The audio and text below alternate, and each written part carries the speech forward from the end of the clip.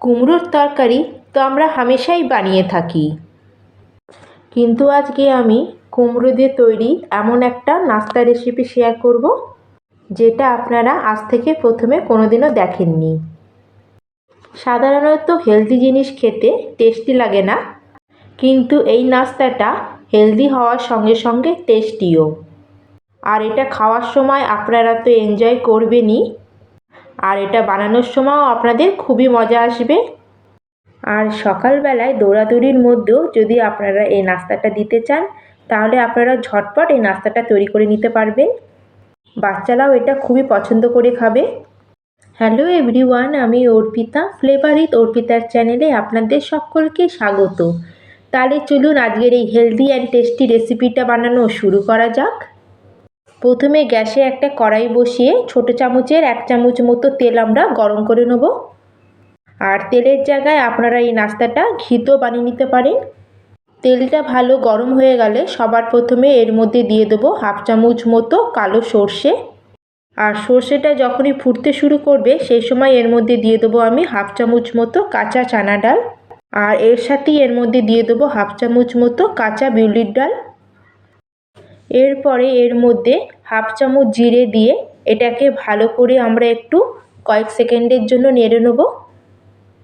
যে ডাল আমরা দিয়েছি তাতে নাস্তাটা টেস্টি তো লাগবেই, আর পরে এই ডালটা কুকও হয়ে যায় আর তার সাথে এই ক্রাঞ্চটাও খেতে খুব ভালো লাগে। আর আমরা এটা 30-40 সেকেন্ডের জন্য এটা একটু ভেজে নিয়েছি, আর 20-30 সেকেন্ডের জন্য এটাকে আমরা ফ্রাই করে নিয়েছি।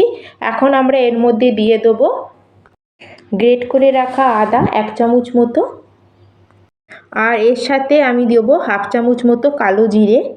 আর এই ডালগুলোকে আমরা 20-30 সেকেন্ডের জন্য আবার একটু নেড়ে নেব। আর যতক্ষণ এই ডালটা হালকা একটু লাল হচ্ছে ততক্ষণ আমরা কি করব, আর এখানে আমরা কুমড়ো নিয়ে নেব। এখানে আমি 250 গ্রাম মতো কুমড়ো নিয়েছি। আর কুমড়োটাকে আমি খোসা ছাড়িয়ে এইভাবে ছোট ছোট টুকরো করে কেটে নিয়েছি। এখন আমরা এই কুমড়োগুলোকে গ্রাইন্ড করব। আর গ্রাইন্ডিং করার জন্য এটাকে আমরা গ্রাইন্ডিং জারের মধ্যে ট্রান্সফার করে দেবো। আর এই কুমড়োটাকে পেস্ট করার জন্য এখানে আমি আরও 1 থেকে 1.5 কাপ জল এর মধ্যে অ্যাড করব, যাতে এটা ইজিলি গ্রাইন্ড হয়ে যায়। কুমড়োতে অলরেডি জলের মাত্রাটা বেশি থাকে, তার জন্য খুবই ইজিলি এটা গ্রাইন্ড হয়ে যায়। আর এইভাবে আমরা কুমড়োটাকে গ্রাইন্ড করে নিয়ে চলে এসেছি। খুবই ভালোভাবে এটা পেস্ট হয়ে গেছে। আর যদি কোনো কুমড়োর পিস এর মধ্যে থেকেও যায় তাহলেও কোনো টেনশন নেই, সহজেই এটা কুক হয়ে যাবে। এখন আমরা কুমড়োর পেস্টটাকে কড়াইয়ের মধ্যে ট্রান্সফার করে দিয়ে এখন এটাকে আমরা কুক করে নেব। এখন সব কিছুকে আমরা ভালো করে একটু মিক্স করে নেব। আর 1-2 মিনিট মতো এটাকে ভালো করে সব কিছু মিক্স করে এর মধ্যে দিয়ে দিলাম 1 চামচ মতো রেড চিলি ফ্লেক্স।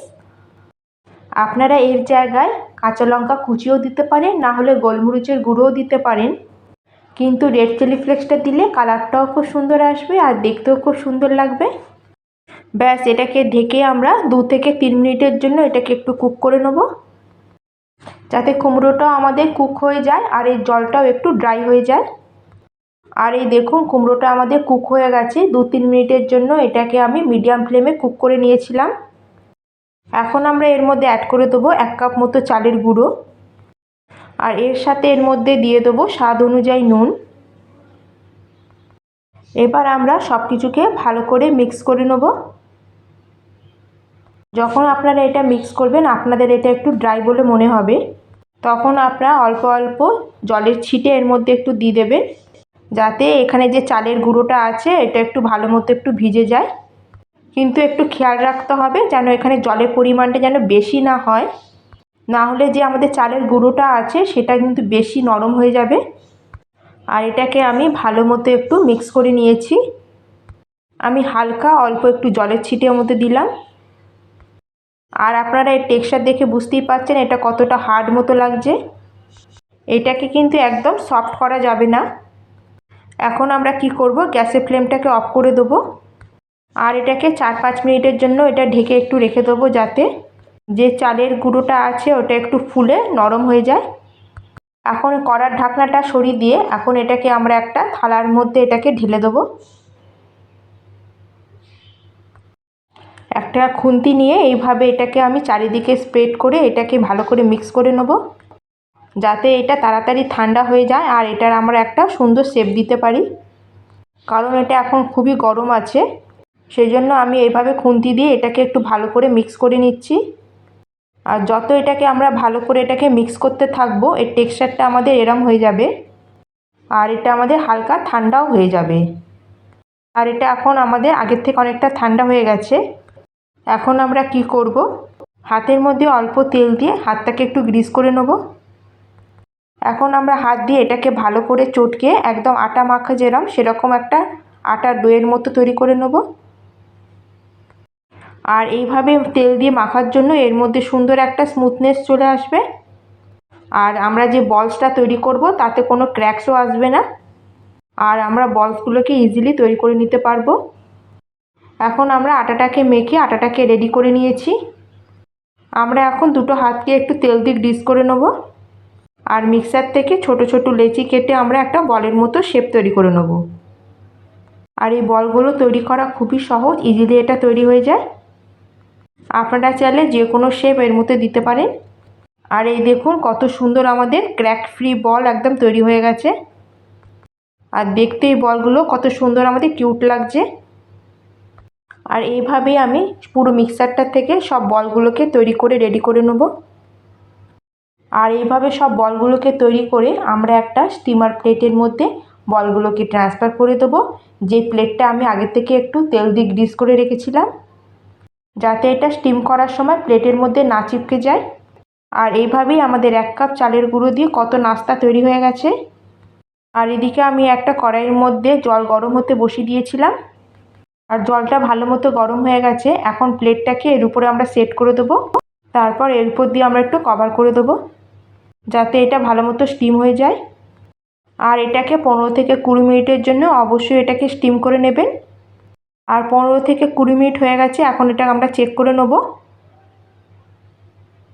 আর এই দেখুন খুব সুন্দর আমাদের নাস্তাগুলো রেডি হয়ে গেছে। আর স্টিম হওয়ার জন্য এইগুলো সাইজগুলো একটু বড় হয়ে যায়। এখন এটাকে আমরা বার করে নেব। আর এগুলোকে এখন বার করে নিয়েছি। আর আপনারা দেখতেই পাচ্ছেন এর টেক্সচারটা কত সুন্দর সফট অ্যান্ড স্পঞ্জি বল তৈরি হয়ে গেছে। আমরা যদি এটা এরমভাবে শুধু খাই তাহলেও এটা খেতে টেস্টি লাগবে, কিন্তু যদি এটার একটা আমরা তড়কা তৈরি করে নিই তাহলে এটা খেতে আরও বেশি টেস্টি লাগবে। তার জন্য কড়াতে আরও 1 চামচ মতো আবার তেল দিয়ে দিয়েছি। আর তেলটা একটু গরম হলেই এর মধ্যে দিয়ে দিয়েছি 1/2 চামচ মতো সর্ষে।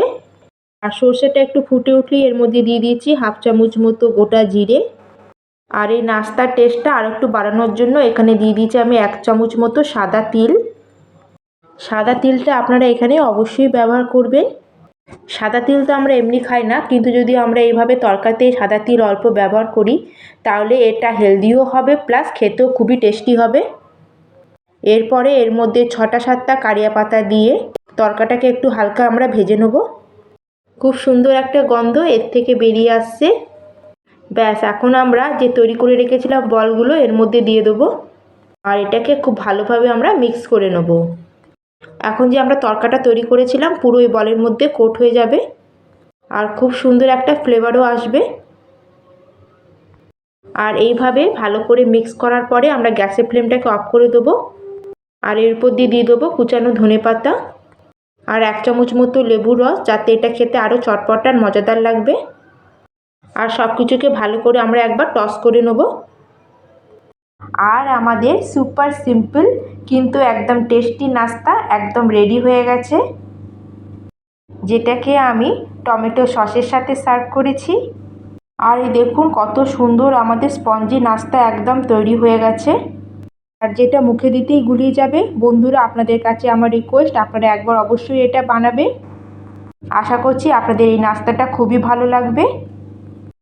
আর আজকের রেসিপি যদি আপনাদের একটু ভালো লাগে তাহলে এই ভিডিওটাকে লাইক করে দেবেন আর বন্ধুদের সাথে শেয়ার করে দেবেন। আর চ্যানেলে যদি নতুন বন্ধু হয়ে থাকেন তাহলে প্লিজ চ্যানেলটিকে সাবস্ক্রাইব করে দেবেন। তাহলে আবার দেখাচ্ছি অন্য একটি নতুন রেসিপি নিয়ে।